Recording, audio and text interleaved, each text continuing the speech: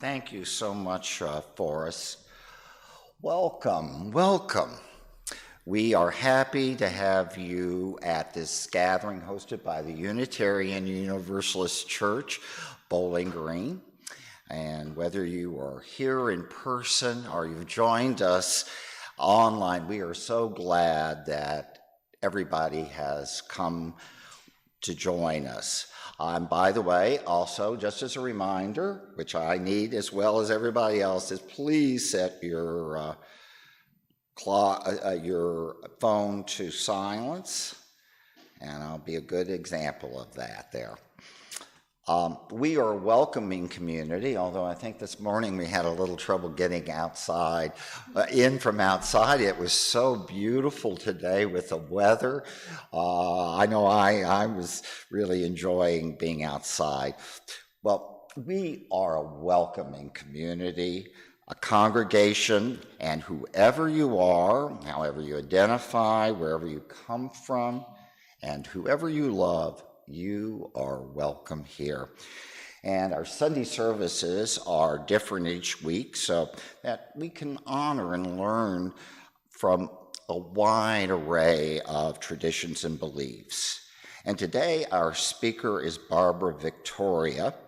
I'll be giving you a biography, a very interesting person, and we're going to I think you'll enjoy her talk today.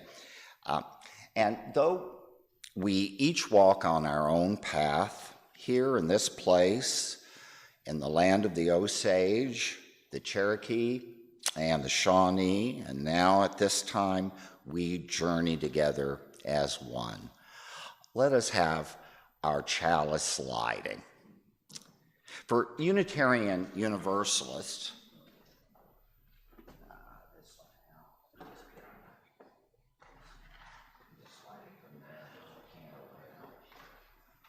thank you.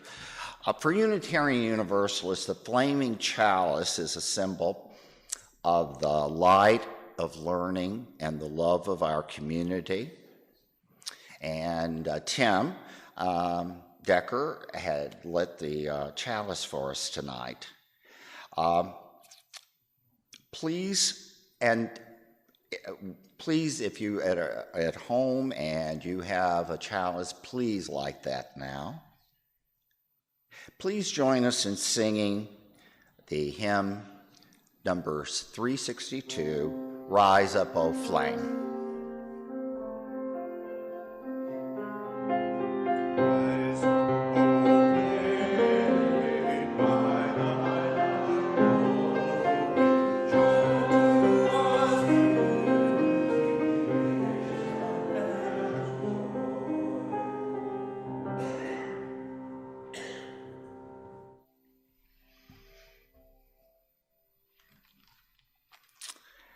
Our opening words today are being read by Barbara Victoria, the woman who's going to be speaking to us, and she is reading from her book, Living All the Way.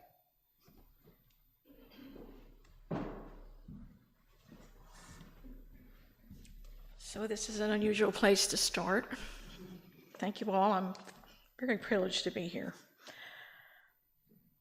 Hospice clowning. By way of introduction, I'm a card-carrying clown. Her name is Joy, and she has done hospice work. This is her favorite experience of hospice clowning. The directions were sketchy, distances off, the house washed out gray, not blue. But by the time I'd called and backtracked twice, Joy the clown was hardly joyful.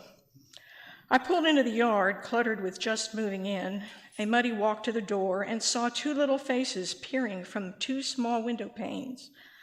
The toddlers pointed and began to laugh, and suddenly Joy was on. I knew that a clown might scare a 2-year-old, but the boys jumped and squealed as I stepped inside, all sequins, color, and sparkles. A fuchsia rose, tucked into white and silver hair, toting a bag of balloons, a storybook, a bubble machine, and got to work sitting cross-legged on the floor. twisting animal balloons, and the father broke into a grin, running for his camera. The house was neat and clean, not a toy on the floor, not a picture on the wall, no knickknacks, the basics, a few chairs, a table, a TV stand, and a sofa where the mother sat, cradling the hospice baby, 6 months old. It had crab disease, a beautiful baby boy with a gaping hair lip. Joy read from the storybook with a CD sing-along, but the boys clamored for bubbles. Bubble sheen, the 4-year-old cried, his little brother clapping. Until silver bubbles filled the austere room, the father clicking while his sons dashed to catch them. Married at 16, her husband 21, the mother held the baby, a tube trailing from his tiny nose. She might not crack a smile, Joy was advised, but she cradled the fragile infant, smiling while her little boys romped and her husband grinned. A pinpoint in time when they became a young family like any other, relishing a moment of joy.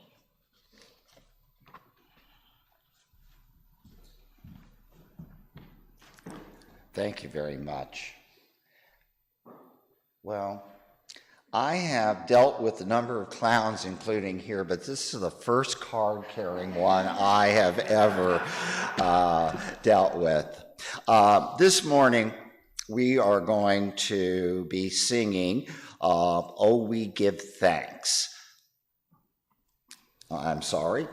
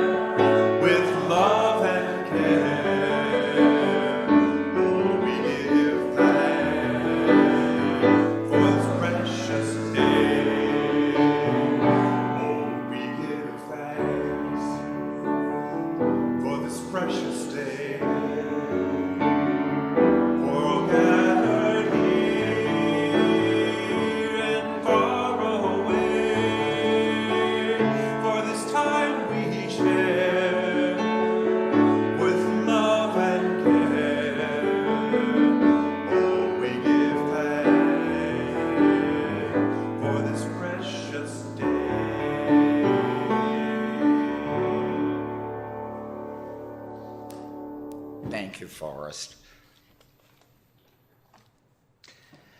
Now we are going to have a few moments for meditation and reflection and prayer.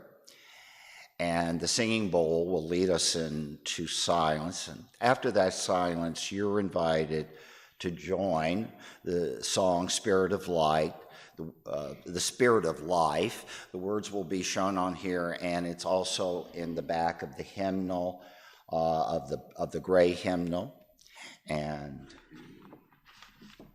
let us start.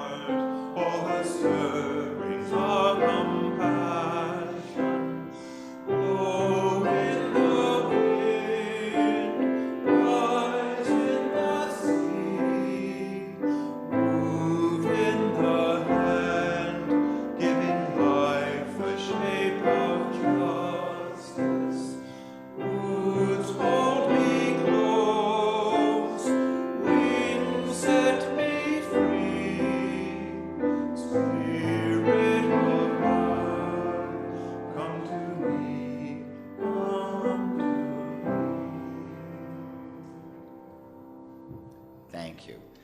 Sounded very good. Are we going to have the children? I don't see anyone, so we're going to not send the children off. I'd like to a little more formally introduce our speaker, and let me, with her introduction. Barbara Victoria is a graduate of Stevens College and the University of Kentucky, and she has worked for 40 years as an award-winning journalist, writer, editor, and a publication professional, producing books and magazines. And she is the author of 3 nonfiction books, a narrative poet, and she is still writing. And for sheer fun, I think maybe other than being the clown, Barbara is a grandmother of 4. Please welcome Barbara Victoria.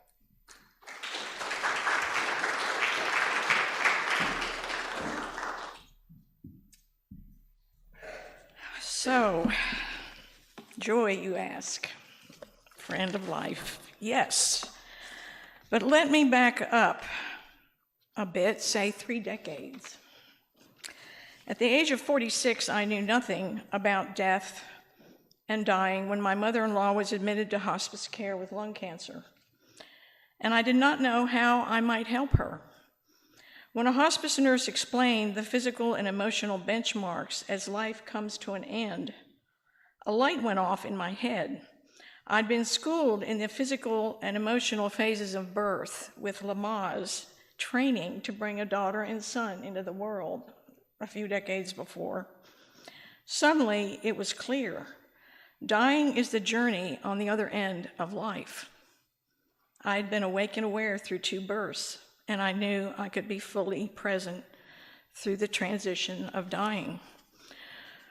So for 5 days and 5 nights, my sisters-in-law, two of them and myself, were coached by hospice professionals through the patient care that we gave my mother-in-law.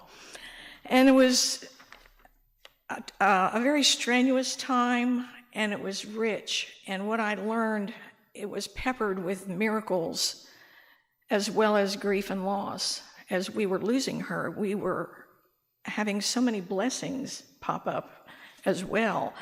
But we had to stop and be thoroughly present for what was going on with her. And that's what we did.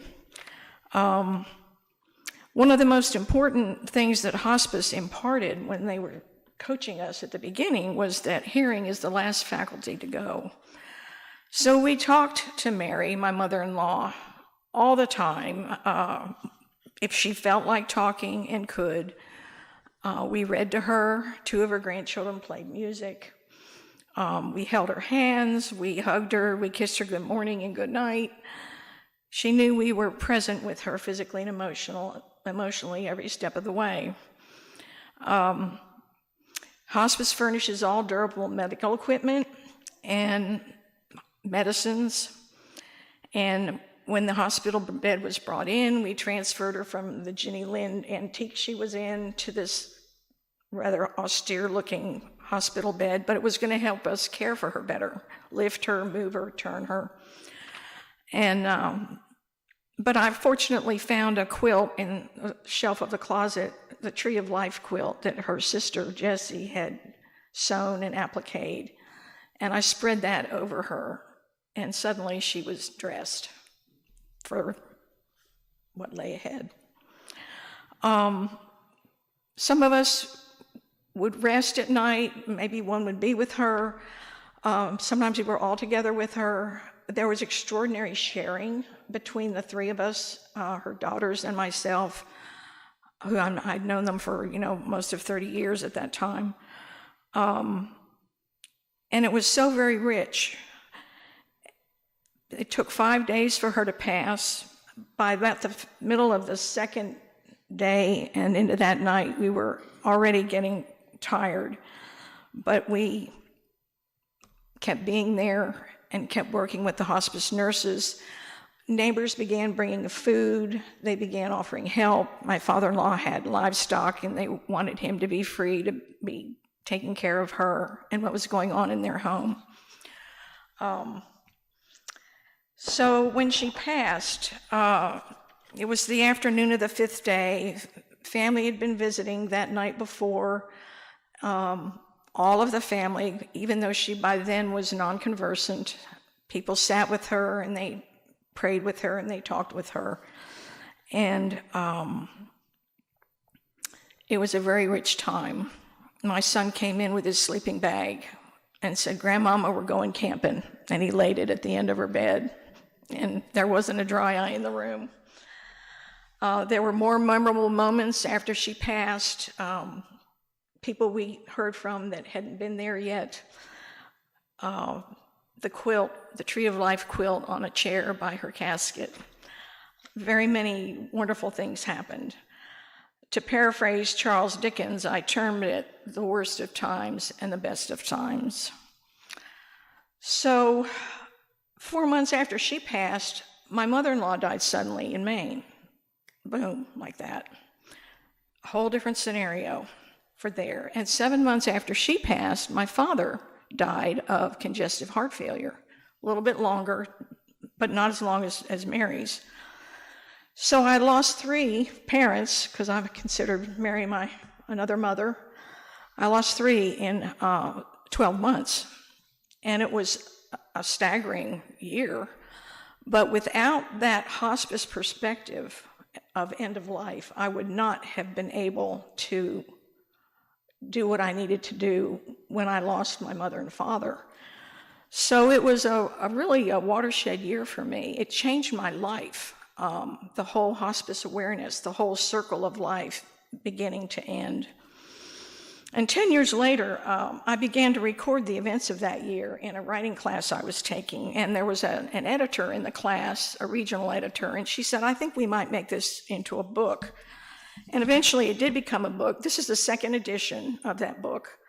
And a lot of it it's grounded in hospice, but I'm not here only to talk about hospice today. However, it is the framework for my end-of-life work for 18 years now, 15 of which have been on as a volunteer and 4 on a hospice interdisciplinary team. I trained and managed hospice volunteers for 3 years, and I did grief counseling for a year in the North Georgia mountains.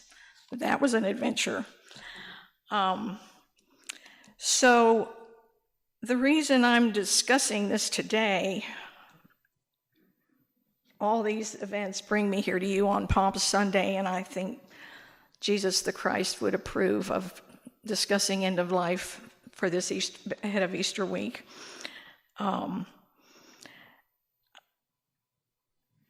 Living the details as I did, maybe some of my details will resonate with yours, or maybe you will recognize them down the road when you go through this journey. We're all going to make this journey with our loved ones or ourselves. We're all going there. My feeling is, let's go there, awake, aware, and with grace and peace. So, there are many ways that end of life can be approached. The palliative care, when we learn that a loved one has a terminal disease, is care to manage symptoms, to lessen what's making them uncomfortable, whatever it is. It's not to treat the illness, but to help them along the way as they are dealing with very often heart, lung, liver, or kidney disease are part of palliative care, cancer. This can be done through a hospice, or it can be done other ways, but our hospice, I work for Hospice of Kentucky as a volunteer now, and most hospices, palliative care has to come first, regardless. If it looks as though the end is going to be approaching, that palliative care is not going to be curative, A patient can be admitted to hospice when a physician designates, after a medical examination in writing, that based on the nature of the disease that the patient has, if it progresses as usual, they have 6 months or less to live. Signed on the dotted line.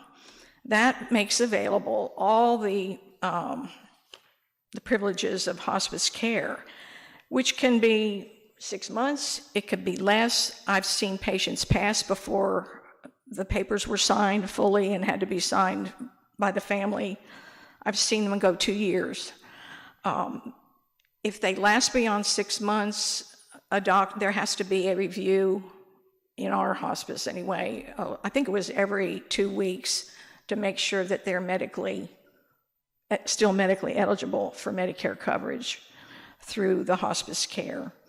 But it's not only for the elderly. As I said in Joy's piece, that baby was 6 months old, or they could be 106, anything in between.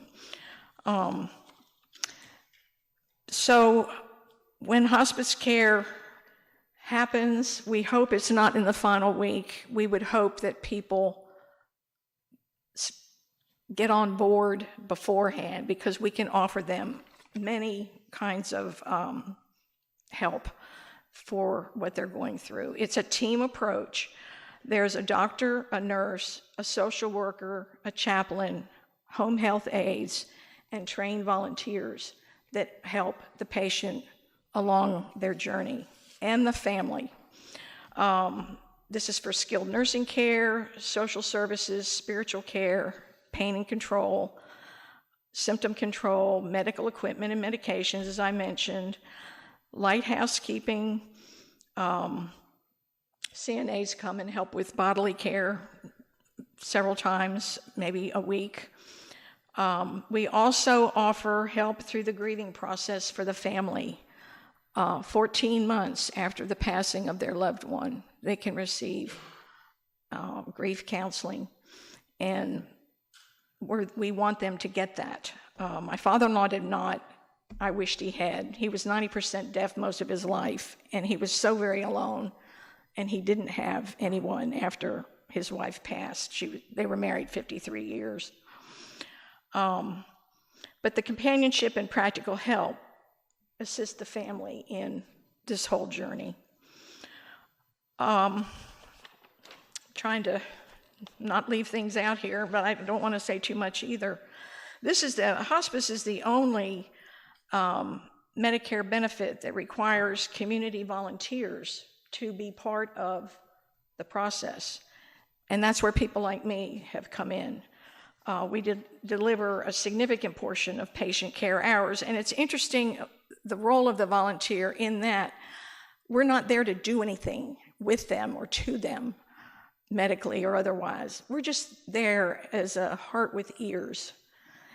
And things can be divulged to us that maybe they're not comfortable saying to their nurse or their doctor, or we're just there as a person.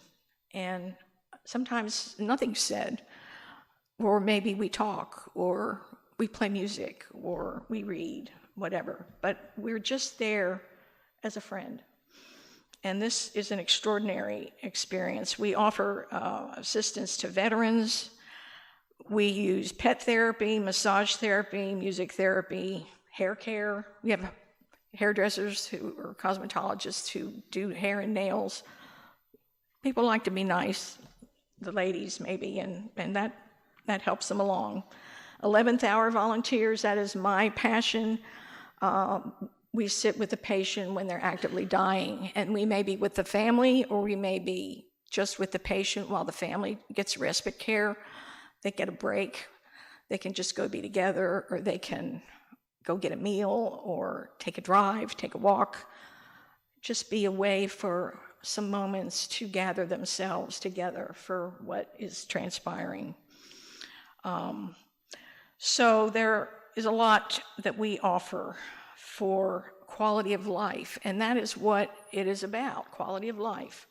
Pain management is essential, and sometimes hospice is viewed with caution because There is a belief at times that when we use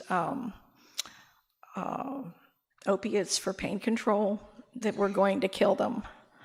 But that's not, it's very carefully administered. It is very carefully tracked, how much is given, when it's given, and where it is in the home. We've had to manage pain management medicines because of theft and people stealing them and selling them. We've seen all sorts of things, but we're there to make sure the patient has what they need when they need it. So these things are part of what hospice does. It's about for quality of life. And that's the essential message I bring today. We can choose quality of life, whether it's with hospice care or not, but we can provide a lot of energy and spiritual support that is crucial at this time. The hospice I work for, I've been with them since I moved from Louisville over 2 years ago, is Hosparus, Hosparus. There are many hospices. There are over 100 of them in the Louisville area, and they changed their name to that spelling some years back. Hospice was established in 1978 when volunteers wanted to help with terminal illness in Louisville and Indiana. So we were spanning 2 states here. And so they gave it this name. We have quite a few people in this regional hospice, which goes from Indiana all the way down here. The staff numbers 653. We had, my mountain hospice, I think we had 15. We have 764 volunteers across the state and Indiana. I was lucky, I had 12 and usually 8 I could count on in a mountain hospice. Big difference. They put in 72,000 hours a year. The value of what they do is about $1,805,000 is the estimate that we're giving. Grief care serves more than 1,400 people, and individual and family counseling more than 2,700 hours. So we're out there around the region, but many hospices exist. I won't say one is better than another. I'm all about this end-of-life care that makes things easier for everyone. So the movement itself, the history, which I want to mention here, this actually was started in the 1950s by Dame Cicely Saunders, and it began in England, and it came to this country. Well, it's been here about 40 years now. I think it was 1967. The ideas popular in the United Kingdom began taking root here when physician Dr. Elizabeth Kubler-Ross interviewed 500 dying patients for a book that became a bestseller in 1969 called On Death and Dying. Has anybody here read that? Oh yeah, that's a textbook. And it went on to become an international bestseller as well. She made a plea for home care as opposed to treatment in an institutional setting. And that is what hospice care is about. So we have quite a tradition here that is in our state, and it's in our neighboring state, and it's all over the country, it's all over the world. And the premise being, we can have a say over how we leave. And I realize that this is juxtaposed at this very time with some horror in death and dying and human sacrifice and loss going on in Ukraine. And I have to honor that and mention it. But this is not that. This is at a time when decisions can be made, and it's about physical loss when medical intervention is necessary and decisions impact what is going on, how long it goes on, and where it goes on. I've worked with patients in the home. We work with patients in the home, in assisted livings, in hospitals. I volunteered in the hospice ward at Norton's in Louisville on Sundays for about 5 years. I would go in and sit with patients. Some of them were actively dying and had no one to be with them. And sometimes I would sit with them and just be there in spirit, which matters. Being there is what it's about. Sometimes I would play a CD of instrumental music. Sometimes I'd read to them, and sometimes maybe a patient was awake enough and they wanted to talk, or there would be a family member in there that I would talk with. I talked with a lot of family members on those Sundays. I miss doing that. I know there's a hospice house here, and I actually gave them my name to volunteer there, and I hope they'll call me sometime because I would like to do that. I would like to continue with vigil work at the end of life because I've done it extensively in nursing homes, and I would drive to wherever I'm needed to sit with someone. That end of life place is sacred to me spiritually, and it is a privilege to be there. I can't not do it. And people say, oh, it takes a special person to do that. I'm telling you, it takes a special person to do everything. Anything you all are doing in this room, it takes a special person. It takes a particular skill, and it's something that I was able to learn through the passage of my mother-in-law, and I'm so grateful that I did. It changed my life, and I hope it impacts the lives of other people as well. So that's my summation. I've probably left out some things. There's so much to say. But I will leave you with another, just some statistics before I leave you with another little piece. A Duke study showed in 2007 that hospice care saves Medicare over $2,300 per hospice patient. Increasing the length of hospice care by only 3 days would increase savings due to hospice care by nearly 10%, from $2,300 to $2,500 if patients were admitted earlier. Medicare costs would be reduced for 7 out of 10 hospice patients if hospice had been used for a longer period of time. And the National Hospice and Palliative Care Organization notes that 30% of Medicare's annual costs are spent on the 5% of beneficiaries who will die each year. About a third of dollars spent are in the last year of life, in the last month. That's pretty staggering. With average time in hospice care estimated at 2 weeks by Hospice Health in Louisville, cost savings clearly escalate with hospice care. There's practical reasons to do this, financial reasons, and there are spiritual reasons and health reasons. So I could talk all day, and we don't have all day. I'm going to leave you with another piece. I don't know where we are in our program. I'm probably not following it right. I wanted to mention here, this picture was taken on the back porch of the farmhouse in Breckinridge County where I was living when my mother-in-law passed. She was living on the farm over the hill on 20 acres. She lived in this home for 29 years. I lived in it 19. And I used it for my book cover. And it's mentioned, I've told the story of the 3 individuals who passed in that year because I felt their passing was appropriate for who they were in this case.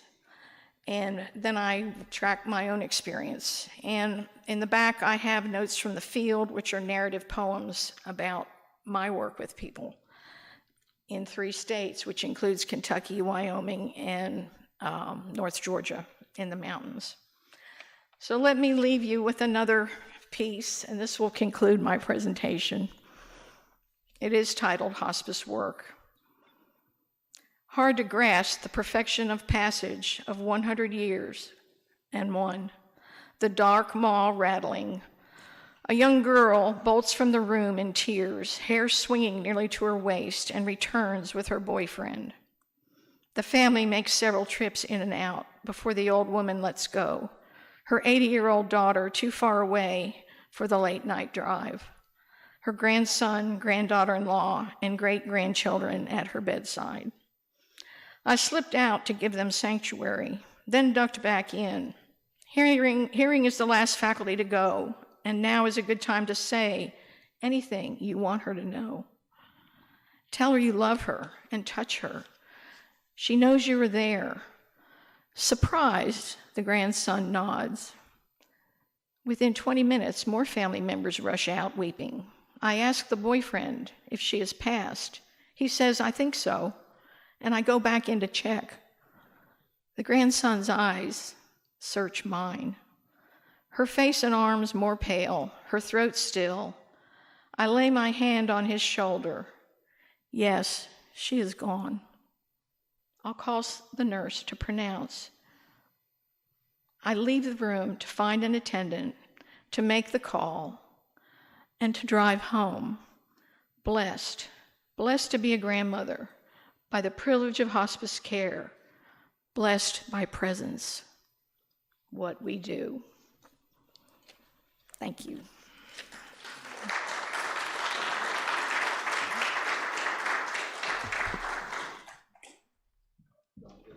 You can't take the book.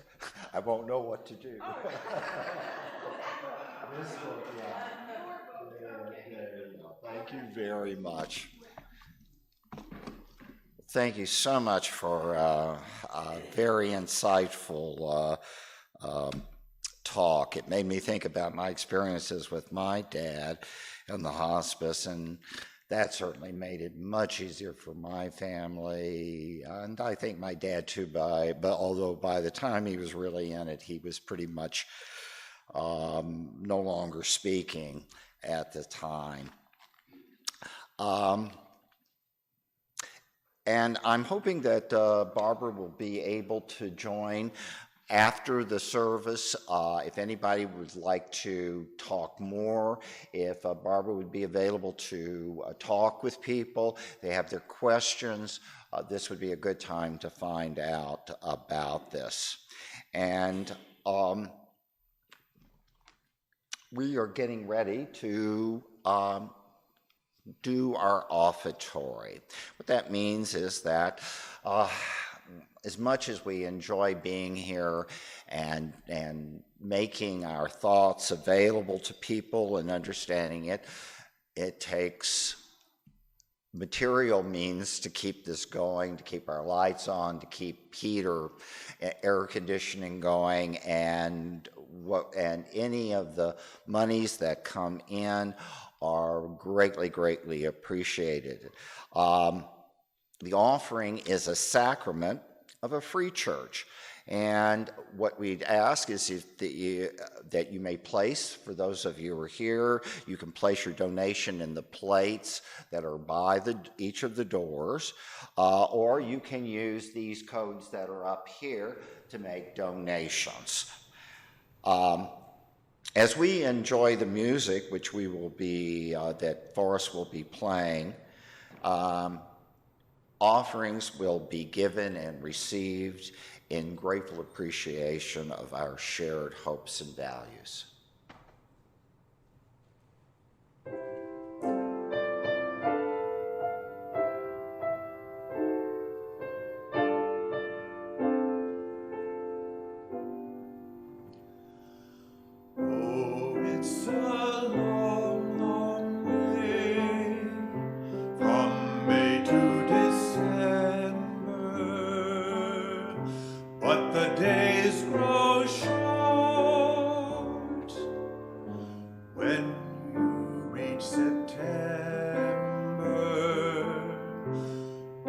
Autumn weather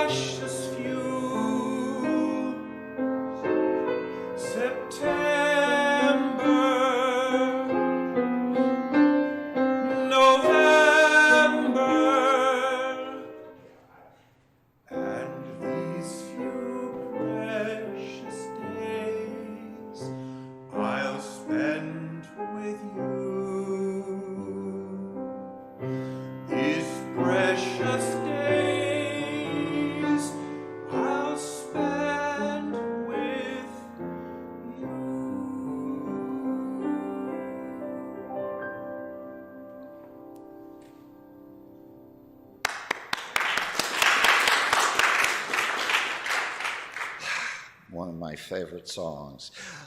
We thank you for the gifts, and may we use them wisely in the service of our congregation and our community.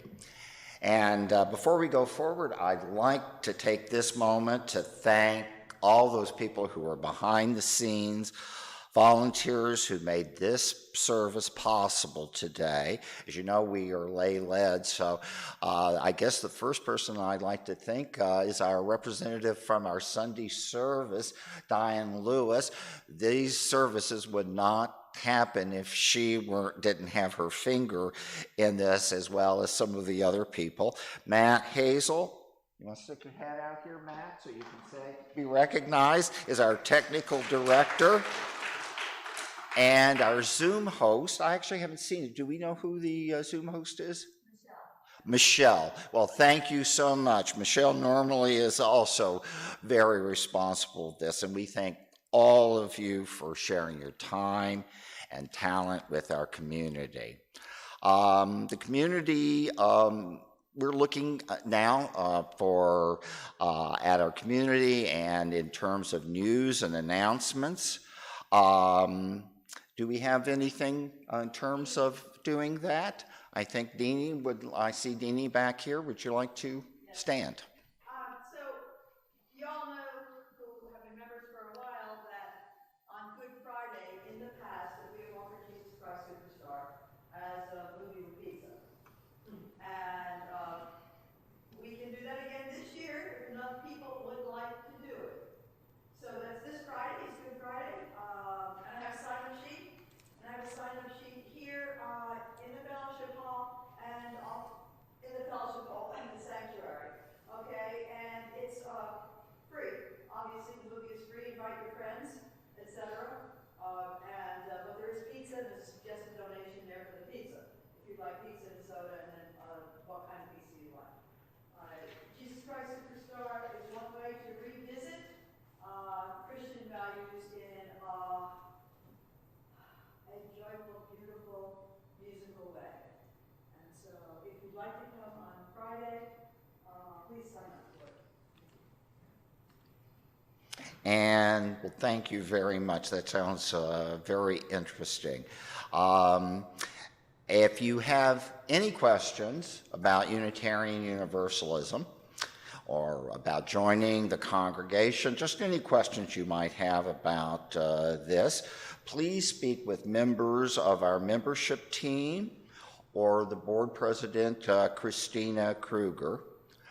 Is anybody here from the membership at the moment? We've got a couple of people. Oh, there's Christine. I didn't see you. I was looking for you over here. And you can also email Christina at president@uubgky.org. And by the way, for our talk earlier, where you do it, you have to add the KY onto that to our email. And you can also look at our here at the church. We have information up on the bulletin boards, and we can pick up hard copies of the newsletter, and our website and our Facebook page are always available. And now we're going to be doing our last hymn, which I'm looking at my note here, and that is going to be When the Spirits Say Do. And how many verses do we do? I don't know. How many verses? I'll tell you what, let's do 3. We got to do what the Spirit says do, and then we'll do sing, and then we'll do dance, and then actually 4. We'll end up with do again. Okay. Start with do, sing, dance, and do. You're the leader. Okay?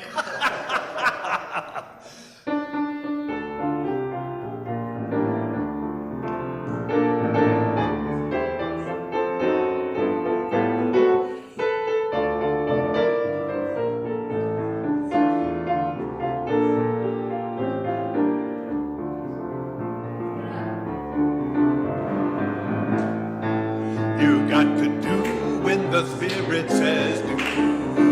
You got to do when the Spirit says do. When the Spirit says do, you got to do. Oh Lord, you got to do when the Spirit says do. Spirit says do.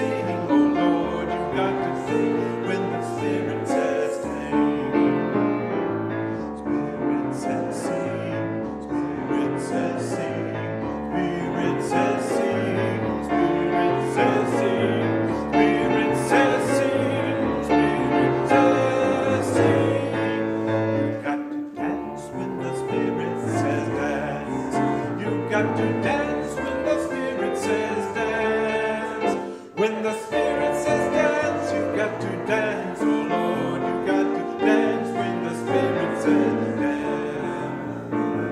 Spirit says dance, Spirit says dance, Spirit says dance, Spirit says dance, Spirit says dance, Spirit says dance. You got to do when the Spirit says do. You got to do when the Spirit says do. When the Spirit says do, you got to do. Oh Lord, you got to do when the Spirit says do. Spirit says do. Spirit says do. Spirit says do. Spirit says do. Spirit says do. Spirit says do.